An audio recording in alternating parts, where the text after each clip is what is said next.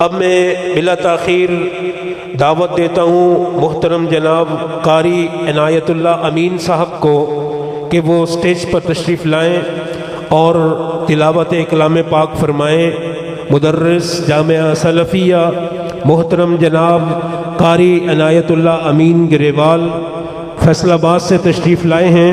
इसी तरह ये इस हाफिज़ अब्दुल हन्नान साजिद जो आपके सवालों के जवाबात दे रहे थे उनके करीबी अज़ीज़ भी हैं, बड़ी मोहब्बत भी करते हैं इदारे से।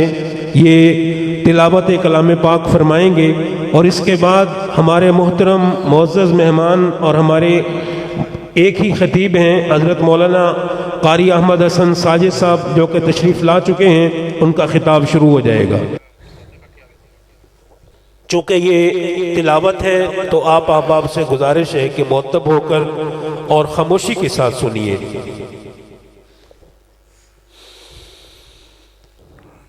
औज़ु बिल्लाहि मिनश शैतानिर रजीम।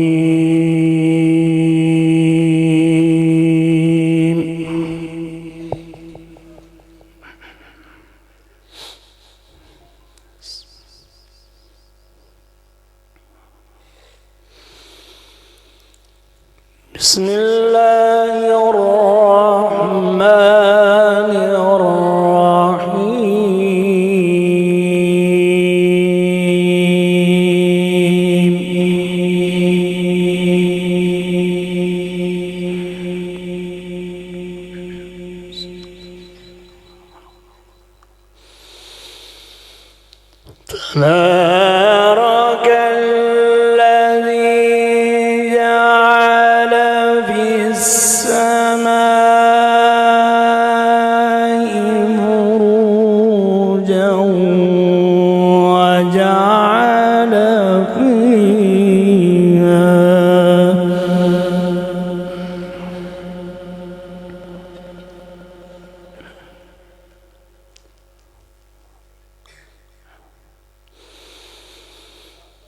وجعل فيها سراجا وقمرا منيرا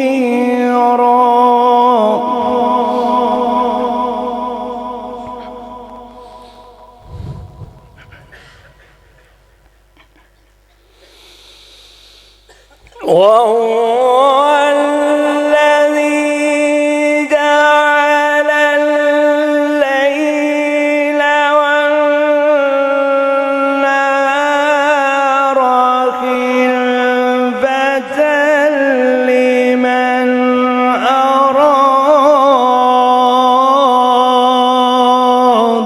माशाअल्लाह,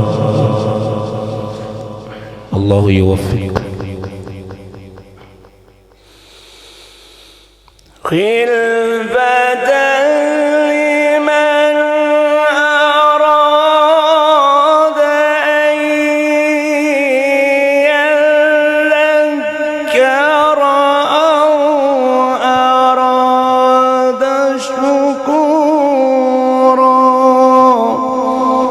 माशाअल्लाह।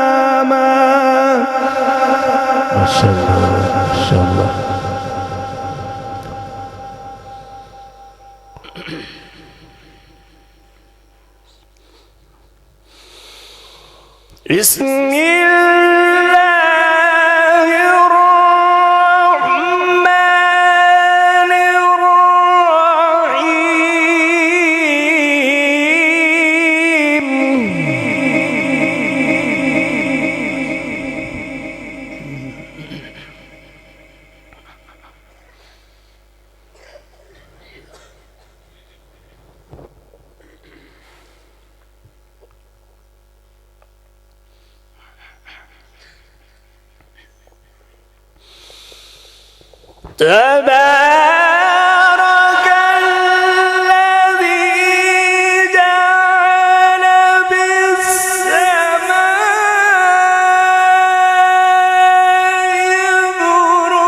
بروجا وجعل فيها سراجا وقمرا منيرا. ما شاء الله، أكرمك الله، حياك الله.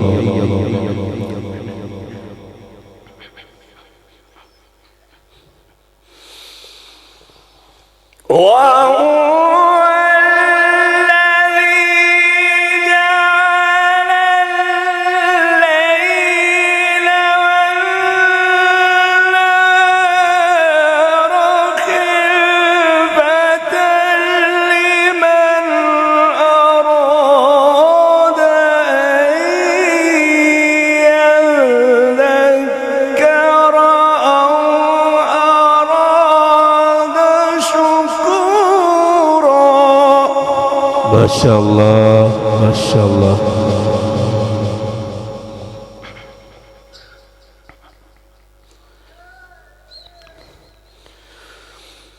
وعباد الرحمن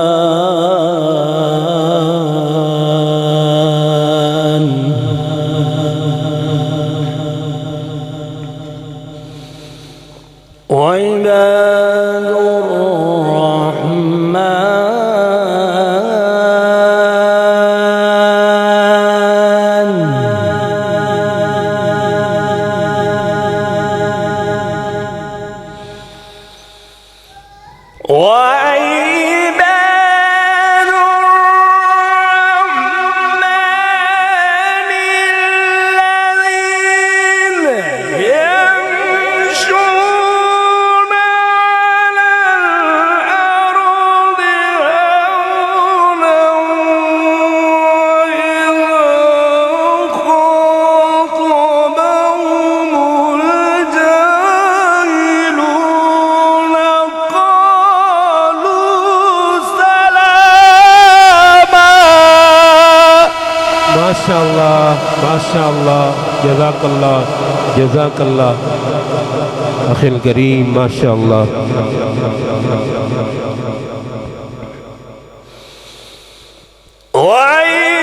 وعباد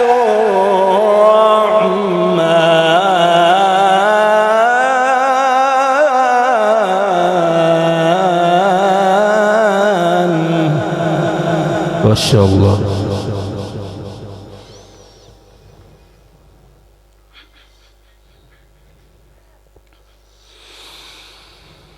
وعباد الرحمن الذين يمشون على الأرض هونا وإذا خاطبهم الجاهلون قالوا سلاما. ما شاء الله، ما شاء الله.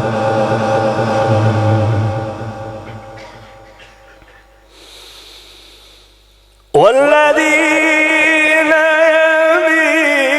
يبيتون لربهم سجدا وقياما. يا الله، أكرمك الله. لا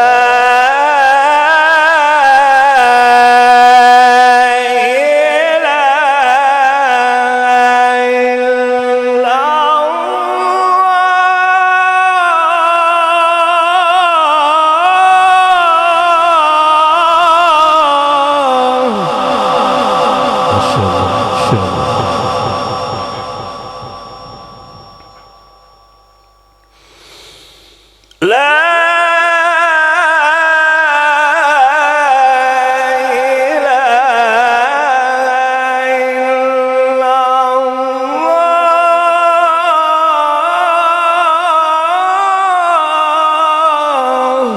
أكرمك الله أعزك الله يا شيخ. الله أكبر ولله الحمد. بسم الله الرحمن الرحيم. سبح اسم ربك الأعلى. سبحان الله. بسم الله الرحمن الرحيم.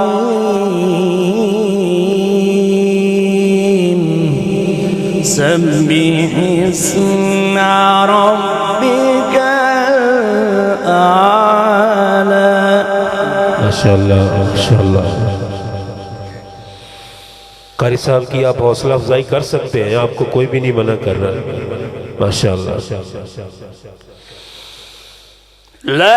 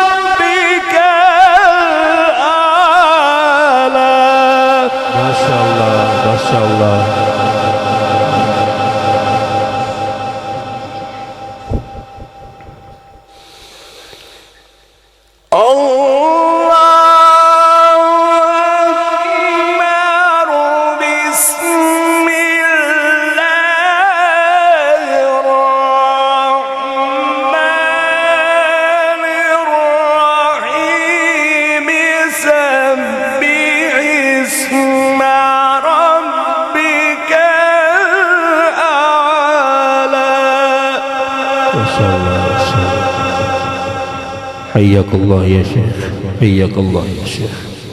الذي خلق فسوى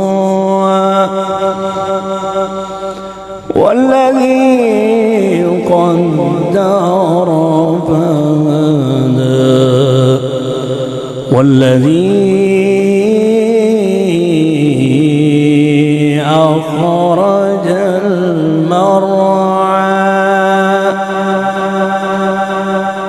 ما شاء الله ما شاء الله ما شاء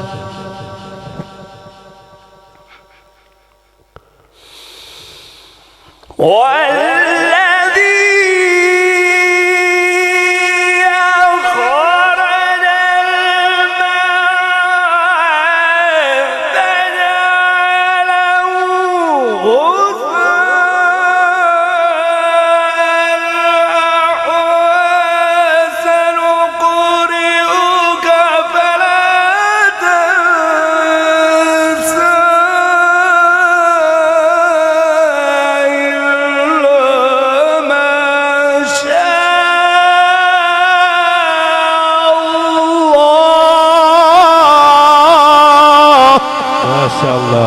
ما شاء الله ما شاء الله.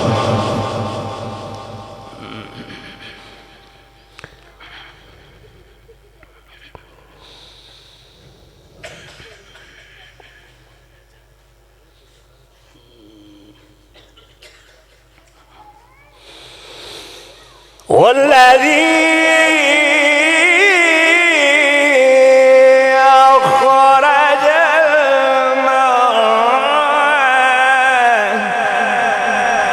ما شاء الله ما شاء الله. فجعله غثاء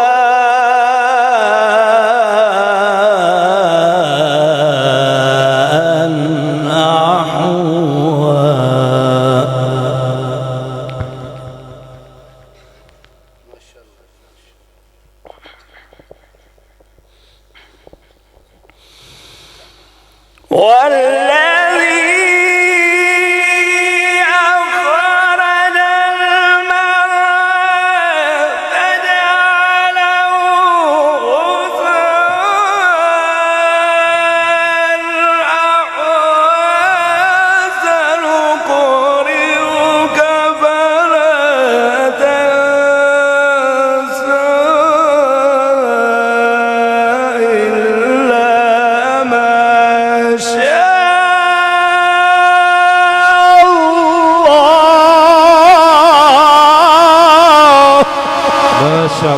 ماشاء اللہ حیاک اللہ یا شیخ حیاک اللہ اکرمک اللہ إنه يعلم الجهر وما يخفى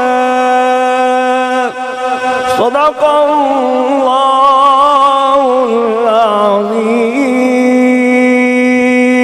العظيم. ماشاء اللہ جزاک اللہ خیر.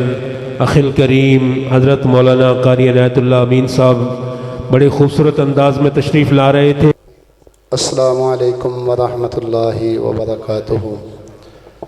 اعوذ باللہ من الشیطان الرجیم. بسم اللہ الرحمن الرحیم.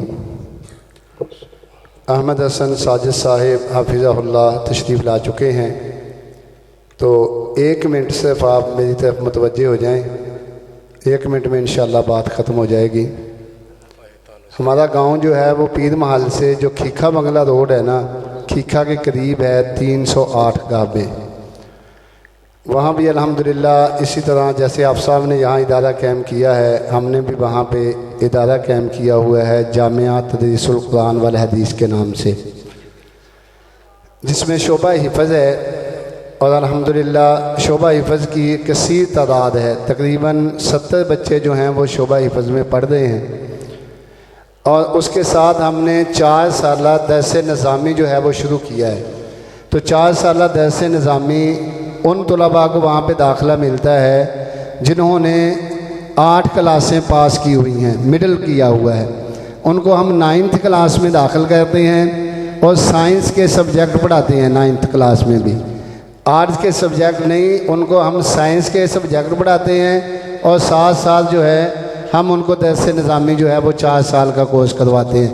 اس طرح 9th کے بعد وہ 10th میں جاتے ہیں، پھر فرسٹ ایئر میں، پھر سیکنڈ ایئر میں.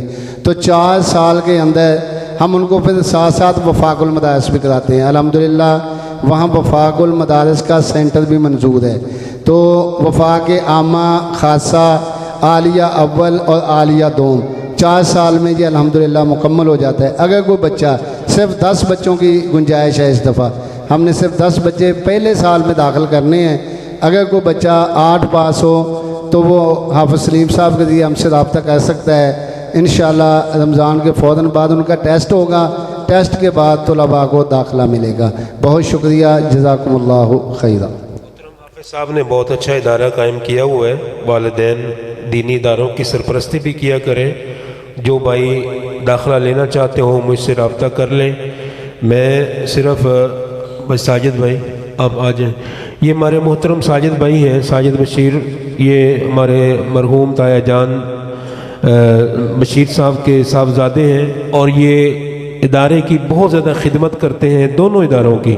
میں صرف انہیں اسٹیج پر بلا کے اعزازیت اور پر انہیں ہار پہنانا چاہتا تھا. یہ ماشاءاللہ دامے در میں قدم سخنے اداروں کی بڑی ہی خدمت کرتے ہیں اور ہر روز یہ ادارے کی خدمت کے لیے مصروف عمل ہوتے ہیں. ان کا بہت شکریہ، جزاک اللہ خیر.